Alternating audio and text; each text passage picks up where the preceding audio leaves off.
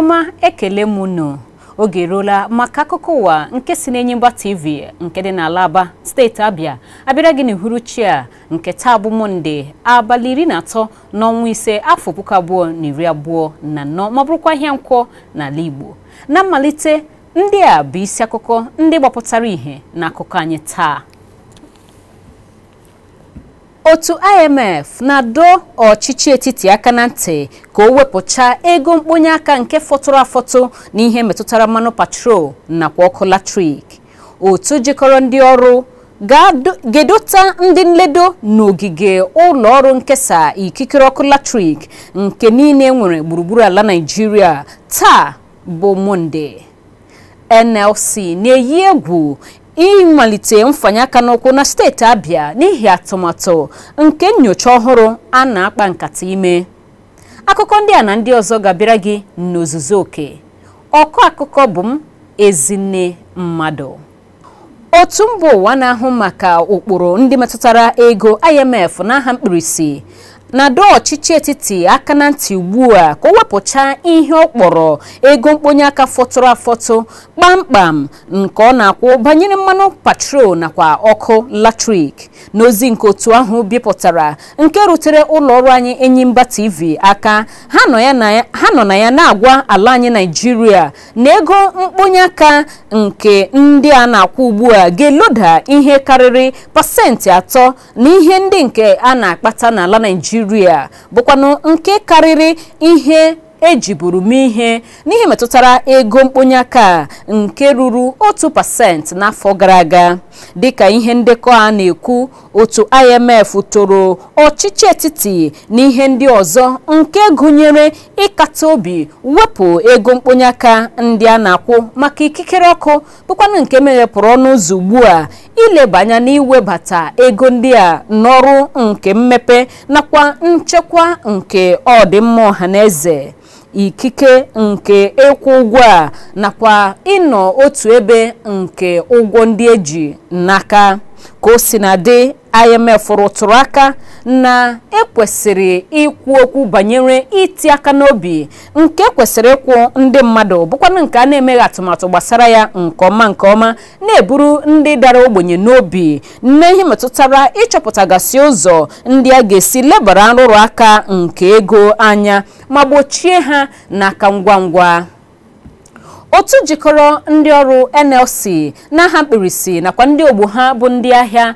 TUC n'aha mkpirisi n'ala Naịjirịa malitere idota ndị nledo n'ogige ụlọọrụ kọmishọn na-ahụ maka ọkụ latrik na nchekwa ya NEC n'aha mkpirisi nakwa tinyere n'ụlọ ọrụ ndị ọzọ bụ maka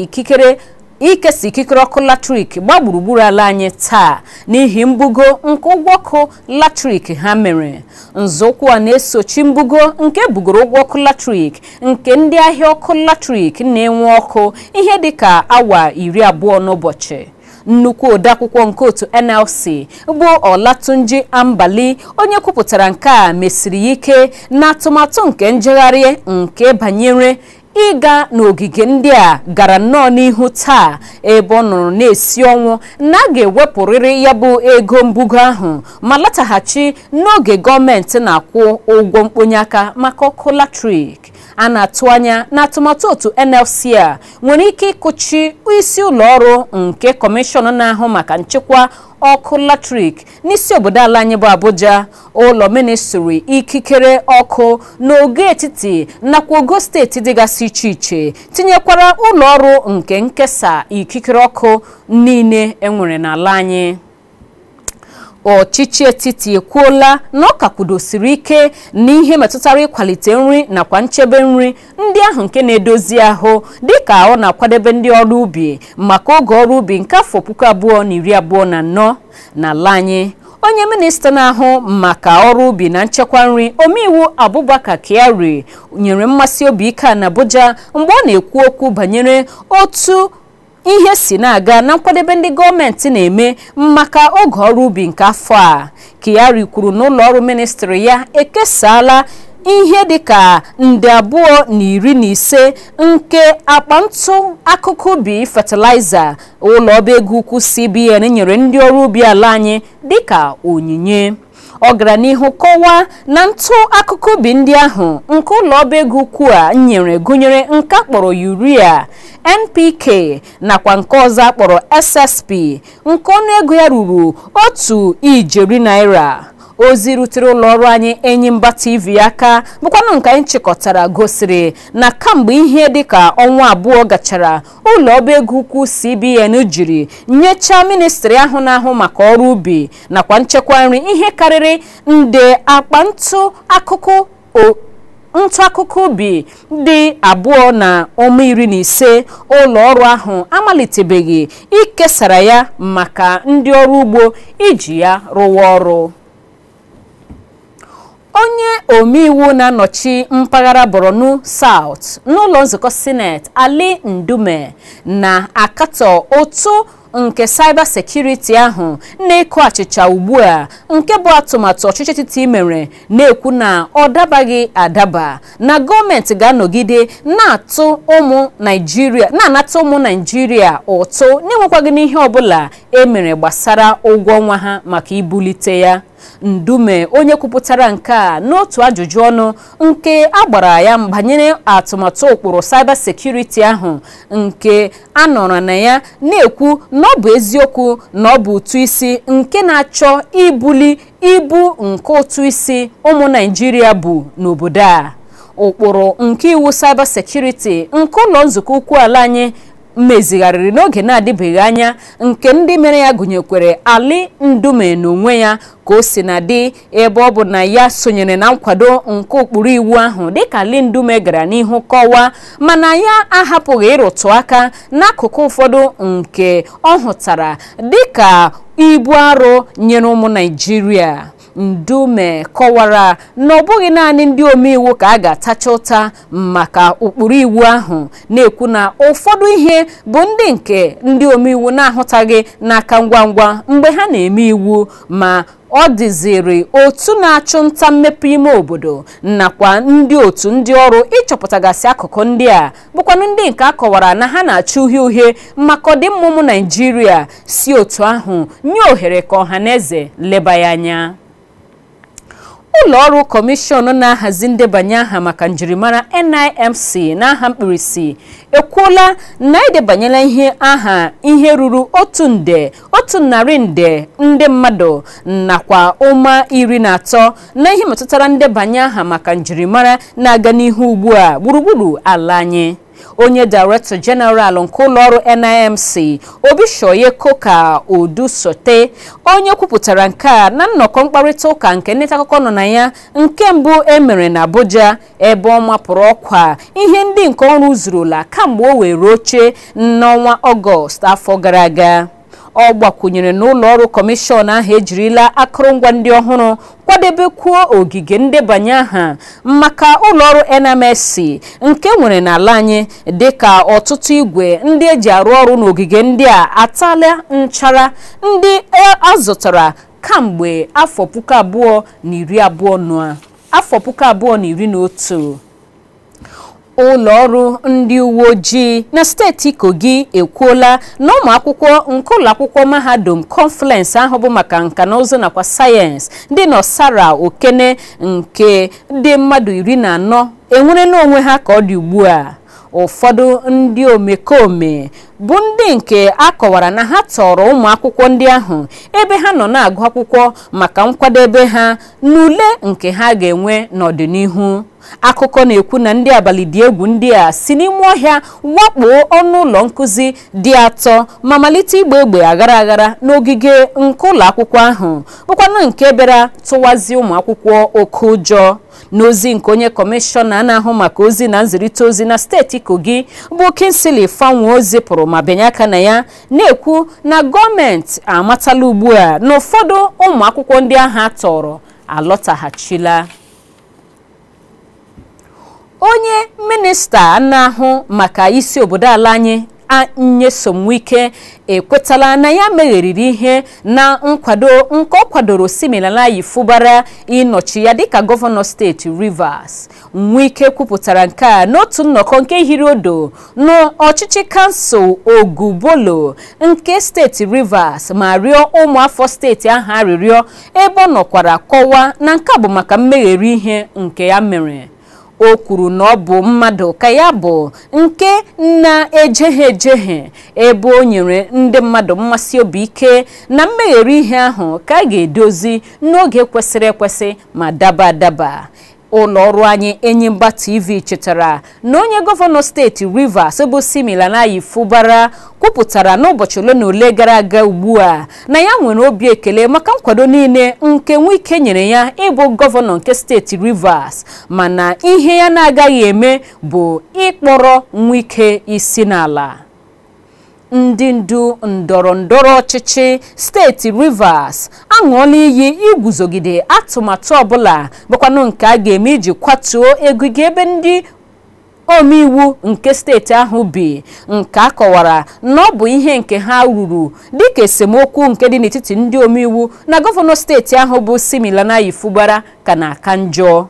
Ha kwupụtara ebe ha kwụ n'oge ndị omeiwu bịara njem iji leta otu ogige ahụ si dịrị n'isi obodo steeti ahụ bụ Port Harcourt. Ndị otu ụlọ nzukọ nnọchiteanya, ndị isi ọchịchị kansụl nakwa ndị nwere agba si n'otu pati ndọrọndọrọ ọchịchị dịgasị iche iche bụ ndị gbakọtara n'ebe obibi ndị omeiwu ndị a maka nnọkọ a. Ndị omeiwu ụlọ nzukọ steeti Rivers ahụ kpọgharịrị ndị nnọchiteanya gagharịa gburugburu ogige ahụ dịka ha na-ekwu na onweghị ihe ọbụla nke gosiri na ịkụtu ya bụ ogige nke ebe obibi ụlọ ndị omeiwu ụlọ nzukọ steeti Rivers kwesịrị ekwesị n'oge dịka nke a.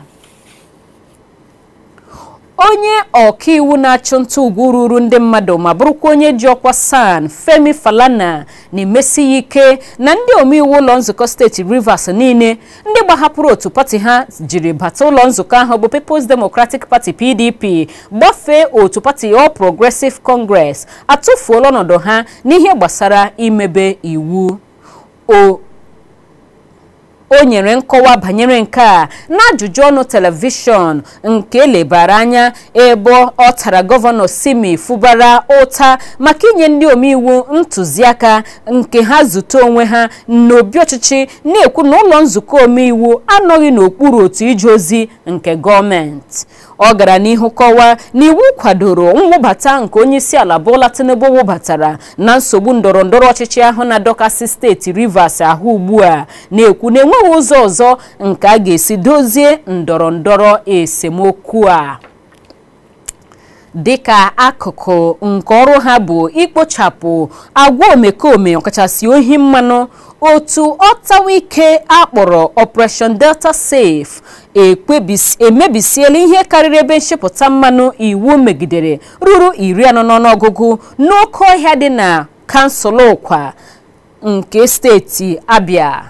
Onye kọmandant nke otu ọtawa ike ahụ bụ Rear Admiral John Okeke, onye nọ n'isi n'ihe omume a, kwuru na ihe karịrị ebe nchepụta mmanụ nke ruru 40 na-arụ ọrụ n'ogbe ahụ ebe a na-echepụta mmanụ krudu ndị ezuru ezu ka ndị ohi mmanụ na-amịkọrọ ma na-aga ebe ahụ na-arụ ọrụ a. Onye kọmandant a gakwara n'ihu kpọkuo ndị bi na kansụl ahụ nakwa ogbe ndị dị ha gburugburu ka ha sonyere ndị ọrụ nchekwa n'ọgụ a na-alụ iji kpochapụ agwa omekome nke ọbụla ahụtara n'ogbe a, na-ekwu na ogbe ahụ enweghị ike abụ ebe ndị omekome ga-anọ, dịka otu ọtawa ike nke Operation Delta Safe aṅụọ n'iyi ịhụ na ha ga-arụ ọrụ ha nke ọma, ọkachasị imemila ndị omekome ndị ọrụ ha bụ iwere ihe nke na-abụghị ha nwe ma si otu ahụ na-eme ka ala anyị na-ata ahụhụ. ndị ndu nke otu jikọrọ ndị ọrụ ngalaba ya nke steeti Abia na-agba onye gọvanọ steeti Abia biko okwu onye aha ya bụ dọkịta Alex Oti n'ihe metụtara nyocha ọhụrụ nke akọwara ugbu a ga-amalite nke ha nọ na ya na-ebu ebubo na ọ hapụla ọtụtụ ndị ọrụ dịka ndị a na-amatabeghị otu ha ga-eme kamgbe ọnwa 7 ugbu a dịka a na-akwụbeghị ụgwọ. Nke a bụ ozi nke onye isi oche nke otu a na steeti Abia onye aha ya bụ Okoro Ogbonnaya benyere aka na ya nke o zipụrụ nke rutere ụlọ ọrụ Enyimba TV aka. Otu ahụ nyere ndị ọrụ ha ntụziaka ka ha ghara ịnwa anwa pụta maka nyocha ọbụla ruo mgbe emezichara okwu gbasara atụmatụ a n'ụzọ ga-edo ewu na ọkụkọ anya. Otu ahụ kọwara na ọ tụrụ ha n'anya ihe mere nyocha nke mbụ emere nke na ụfọdụ ndị ọrụ n'oge ahụ enyochara enwetabekwaghị ụgwọ ọnwa ha ruo kwa taa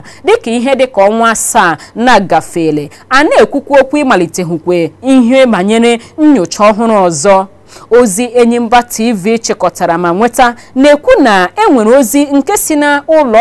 si n'ọfịs onye isi ọrụ nke steeti Abia nke na-enye ndị ọrụ niile na ngalaba dị iche iche ntụziaka gbaa gburugburu kansụl 17 enwere na steeti Abia ka ha malite nyocha ọhụrụ na kọmputa n'abalị 10 nke ọnwa Mee ruo kwa abalị 31 nke ọnwa Mee afọ 2024. Otu onye anwụọna ebe ọtụtụ ndị nwetara mmerụ ahụ oge ndị obodo Ụkwa dị na steeti Cross River wakporo ndị agbataobi ha bụ ndị obodo Isu dị na kansụl Arochukwu steeti Abia ebe ụfọdụ ndị bụ ndị nwetara mmerụ ahụ ugbu a. Ụfọdụ ndị obodo nke Isu ndị akọwara ugbu a na ha na ndụ ha na-alụ dịka ha na-azọ ndụ site na ihe metụtara mgbọ ndị nke ndị Ụkwa gbabara ha ebe ọtụtụ ndị obodo ahụ ka akpụrụ gbalaga site n'ọhịa ebe ụfọdụ ndị bụ ndị nke gbalagara na-ezere mmiri ugbu a n'obodo ndị nke bụ agbata obi ha. Mwakpo a nke ndị obodo Ụkwa mere bụ nke akọwara na ọ bụ n'ihi ndọrọndọrọ nke banyere otu ala dị n'Isu steeti Abia kpatara ebe akọwara na ọnatarachi jupụtara n'ala ndị a na-ekwupụta site n'ọnụ onye isi nke obodo Isu onye aha ya bụ Nicholas Kalu onye na-ebo ndị obodo Ụkwa nke steeti Cross River ebubo ịnwa ịnara ha ala ma si otu ahụ na-akpọ oku ka agbatara ha ọsọ enyemaka. Gọvanọ steeti Abia onye osote ya bụ Ikechukwu Emetụ nọchitere anya ya na njem nke o mere gaa n'ime obodo ahụ nyere ntụziaka ka e were n'aka ngwa ngwa bupụta ndị niile nwetara mgbọ egbe dịka mmerụ ahụ n'ụlọ ọgwụ nke ndị ọkachamara maka nlekọta ahụike ga-abụ kpoo ma kwuokwa na ihe ọbụla bụ gbasara ego nke ụgwọ ụlọ ọgwụ ha ka gọọmenti steeti a ga-akwụ. Ọka bụkwa n'oge akụkọ ụwa na Enyimba TV ka ị ka na-ekiri akụkọ ndị ọzọ nke m ji n'aka gabịara gị ngwa ngwa m lọtaghachiri nọsi ike ana m abịa.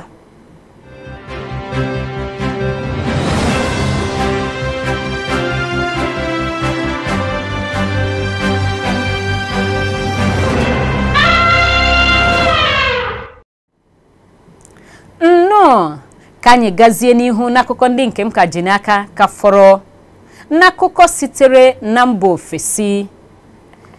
enwere ezigbo gbalụ n'usoro iji ịntanetị eme ihe na mba Kenya, Tanzania nakwa Uganda dịka enwere mkpesa nke a na-eme gbasara onyopa nke usoro ịnọ n'ikuku dịka ndị na-enye ikikere ịnọ n'ịntanetị gbaa gburugburu ọwụwa anyanwụ mba Afrịka kọwara na ha nwere nsogbu ebe ha kwupụtara na ha na-arụ ọrụ maka iji dozie ya n'aka ngwa ngwa. Nsogbu a bụ ụfọdụ ihe ndị mebiri na waya ndị eliri n'ala n'oké osimiri bụkwanụ ndị nke kpatara nke bụ banyere njikọ nke mpaghara ahụ ya na mba ụwa ndị ọzọ site na mpaghara South Africa. Ụdị nsogbu a mekwara n'ụfọdụ mpaghara ndịda ọwụwa anyanwụ nke mba Afrịka n'ọnwa Maachị. N'otu aka ahụ ndị na-eledo otu njikọ a si arụ ọrụ akpọrọ Cloudflare Radar kwuru na ọ bụ mba Tanzania ka nsogbu ikuku a ka njọ n'ahụ n'ihi na ha dara ruo ihe dịka pasentị 30 nke emere banyere otu ihe siri na-aga. Otu akwụkwọ akụkọ nke mba Tanzania bụ nke kọwara ọnọdụ ahụ dịka ịnọ n'itiri n'ikuku bụkwana nke kpara ụfọdụ ụlọ ọrụ gbapụtara ihe nke na-eji ikikere ịntanetị arụ ọrụ aka ọjọọ. O zuola ma gbachaa n'akụkọ anyị n'uhuruchi a, mana tupu anyị apịachie geghachikwa ntị n'isiokwu ndị gbara ọkpụrụkpụ. Otu IMF na-adọ ọchịchị etiti aka na ntị ka o wepụchaa ego mkponye aka nke fọrọ afọ kpamkpam n'ihe metụtara mmanụ patrol nakwa ọkụ latrik. Otu jikọrọ ndị ọrụ NLC nakwa ndị ogbo ha bụ TUC ga-edota ndị nledo n'ogige ụlọ ọrụ kọmishọn na-ahụ maka nchekwa ikikere ọkụ latrik NEC nakwa ụlọ ọrụ nkesa ikikere ọkụ latrik ndị ọzọ enwegasịrị na ala anyị bụ Naịjirịa gbaa gburugburu. Otu NLC na steeti Abia ekwupụtala ugbu a na ha agaghị anabata ihe nke dọkịnta Alex Oti na-eme n'ihe metụtara nnyocha ọhụrụ nke a na-ebebubo na-aga n'ihu ugbu a bụkwanụ nke merela ka ọtụtụ ndị ọrụ bụrụ ndị na-ahụbeghị ụgwọ ọnwa nke ọnwa 7 ha ugbu a.